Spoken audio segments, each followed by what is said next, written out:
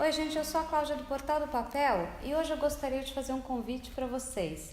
Que vocês sigam o Portal do Papel no Instagram e no Face e se inscrevam no canal do YouTube, porque a gente tem muita coisa legal para falar.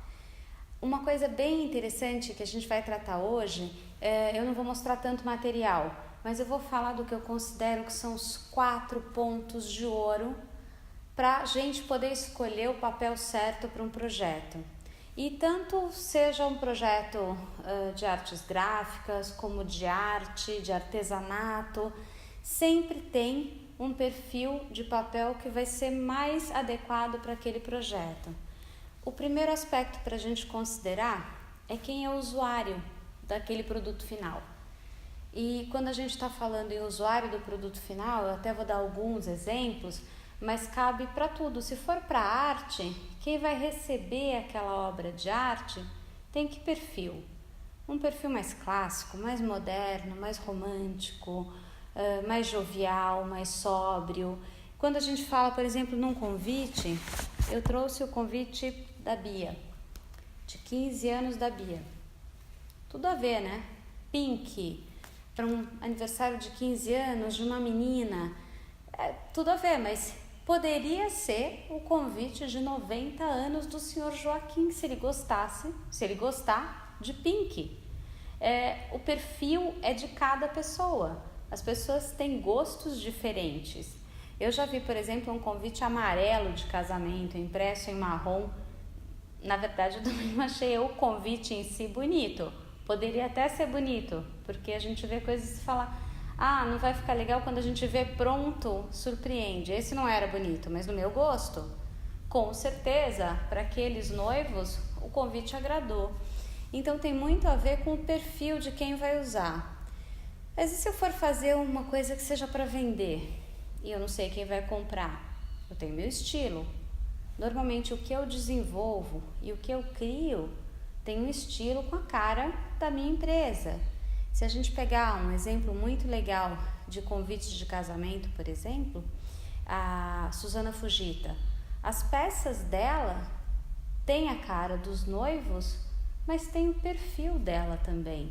Muita aquarela, mais romântica, dá para fazer aquarela sendo mais moderno, sim, e ela faz também, mas tem sempre uma assinatura clara da Suzana Fujita.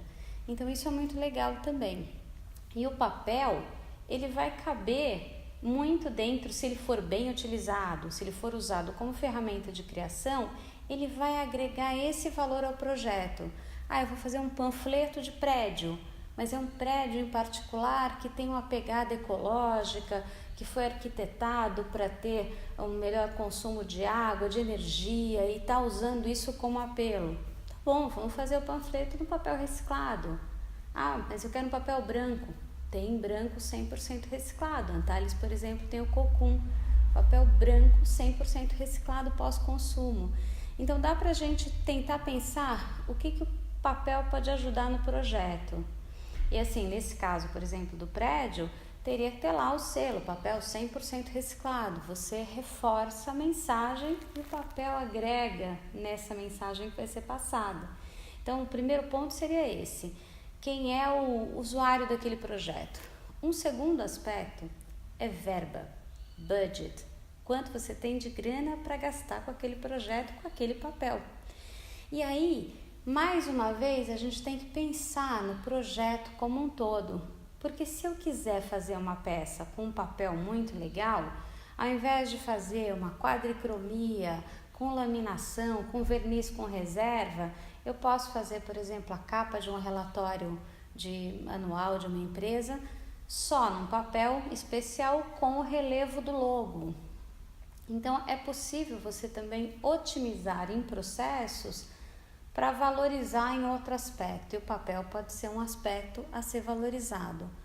Outra dica interessante é que quando a gente pensa no papel, preço de papel é quilo. Papel sempre é pensado, mas eu compro por folha. Tá bom, mas aquela folha, o preço dela é o preço de quanto ela custou considerando quilos. Se for uma gramatura mais baixa, ela vai ser mais barata.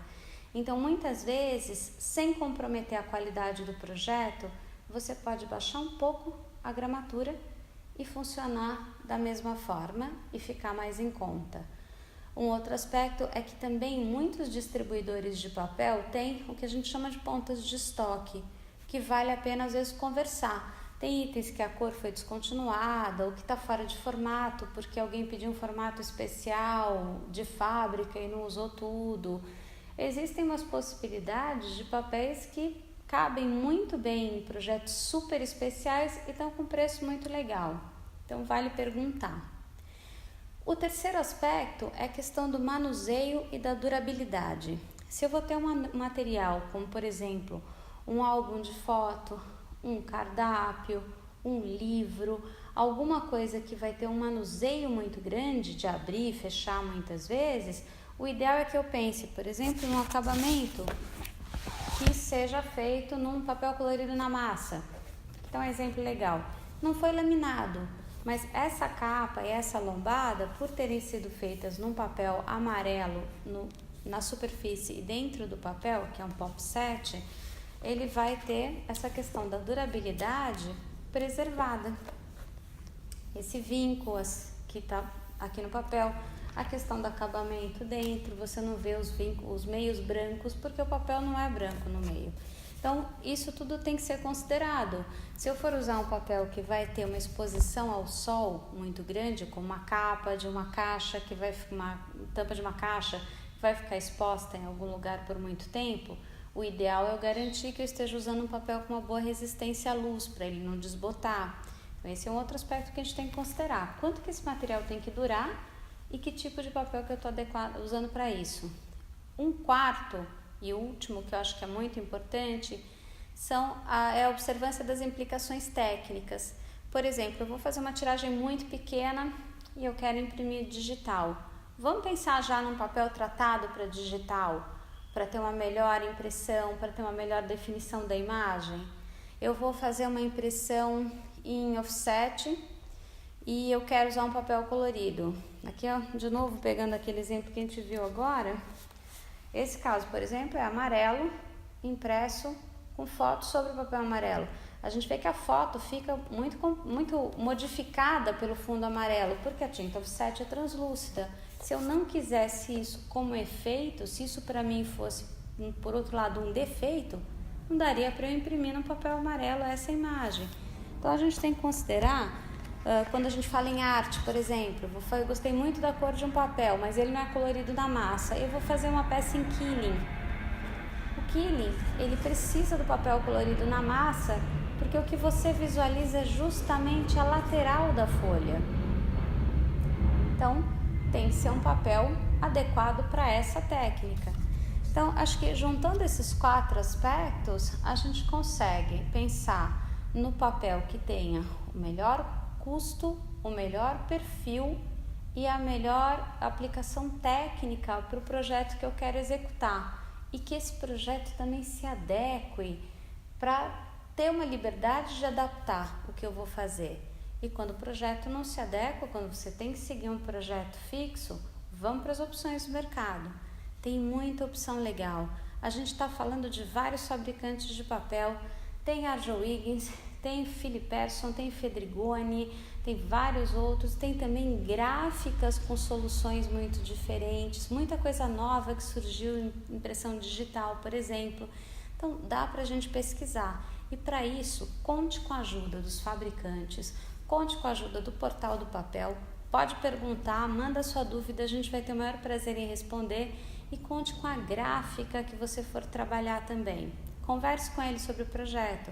A gráfica junto com você pode dar a melhor solução de adequação técnica para o seu projeto dar certo e sair legal. Segue essas dicas, depois conta pra gente. Beijo e até a próxima semana. Tchau!